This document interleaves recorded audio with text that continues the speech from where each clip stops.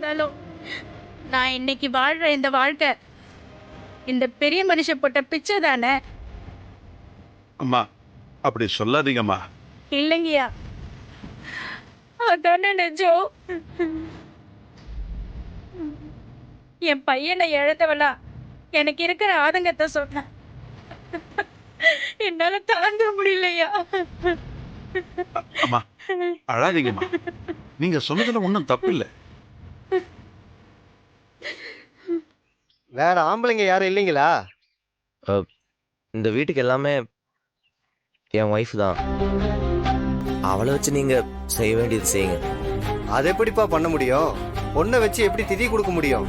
இதெல்லாம் நடைமுறையிலே இல்லைங்களே. புதுசா இதெல்லாம் பண்றது தப்பாயிடும். ரத்த சம்பந்தத்துல யாராவது சித்தப்பா பசங்க பெரியப்பா பசங்கன்னு இருந்தா பரவாயில்ல, செய்யலாம். என்னங்க, நடைமுறை சடங்கு சம்பிரதாயம் இதெல்லாம் நம்மளுக்காக உருவாக்கிட்டது. அது நம்மளுக்கு ஏற்ற மாதிரி மாத்துறதுல ஒரு தப்பும் இல்லைங்க. அந்த குடும்பத்துல அவர் மேல ரொம்ப பாசமா இருந்தது அவங்க 3 தங்கச்சிங்க தான். அந்த குடும்பத்தை அவங்க அண்ணன் இடத்துல இருந்து பாத்துக்கிட்டது வீரா தான். அவன் இதை செய்யறதுல ஒரு தப்பும் இல்லைங்க. ஏன் சாமி, பொண்ணுங்கெல்லாம் இப்ப சுடுகாட்டு வரைக்கும் போய் சடங்கு செய்யலாங்கிற அளவுக்கு காலம் மாறி போச்சு. இந்த காலத்துல போய் காரியம் பண்ணக்கூடாதுன்னு சொன்னா எப்படி? வீராவே செய்யட்டுமே. ஆமாங்க ஐயரே, அதெல்லாம் ஒன்றும் தப்பில்லை. அவங்க தங்கச்சி செஞ்சா அவர் ஏத்துப்பாரு. ஐயரே, என் பொண்ணே செய்யட்டும்.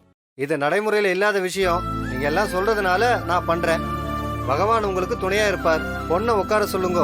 ஏன் வீரா, வீரா மட்டும்தான் தங்கச்சியா? கண்மணி பிருந்தா கூட தான் இருக்காங்க. 3 பொண்ணுங்களையும் உட்கார சொல்லுங்க. வீரா வா. பிருந்தா உட்கார். கண்மணி உட்கார்.